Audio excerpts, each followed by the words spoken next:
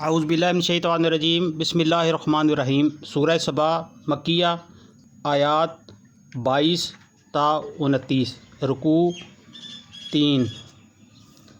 اے نبی صلی اللہ علیہ وآلہ وسلم، ان مشرکین سے کہو کہ پکار دیکھو اپنے ان معبودوں کو جنہیں تم اللہ کے سوا اپنا معبود سمجھ بیٹھے ہو۔ وہ نہ آسمانوں میں کسی ذرہ برابر چیز کے مالک ہیں، نہ زمین میں وہ آسمان و زمین کی ملکیت میں شریک بھی نہیں ہیں۔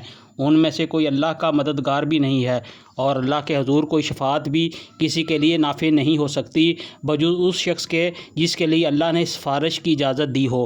حتیٰ کہ جب لوگوں کے دلوں سے گھبراہٹ دور ہو گئی تو وہ سفارش کرنے والوں سے پوچھیں گے کہ تمہارے رب نے کیا جواب دیا؟ وہ کہیں گے کہ ٹھیک جواب ملا ہے اور وہ بزرگ و برتر ہے۔ اے نبی صلی اللہ علیہ وآلہ وسلم، ان سے پوچھو کون تم کو آسمانوں اور زمین سے رزق دیتا ہے؟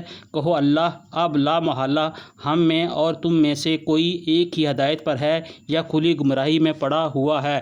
ان سے کہو جو قصور ہم نے کیا ہو اس کی کوئی باز پرس تم سے نہ ہوگی، اور جو کچھ تم کر رہے ہو اس کی کوئی جواب طلبی ہم سے نہیں کی جائے گی۔ کہو ہمارا رب ہم کو جمع کرے گا، پھر ہمارے درمیان ٹھیک ٹھیک فیصلہ کر دے گا۔ وہ ایسا زبردست حاکم ہے جو سب کچھ جانتا ہے۔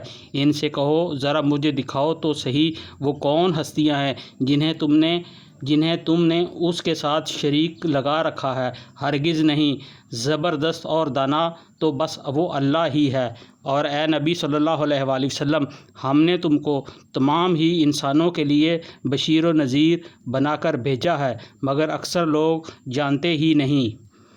یہ لوگ تم سے کہتے ہیں کہ وہ قیامت کا وعدہ کب پورا ہوگا؟ اگر تم سچے ہو، کہو تمہارے لیے ایک ایسے دن کی میعاد مقرر ہے جس کے آنے میں نہ ایک گھڑی بھر کی تاخیر تم کر سکتے ہو اور نہ ایک گھڑی بھر پہلے اسے لا سکتے ہو۔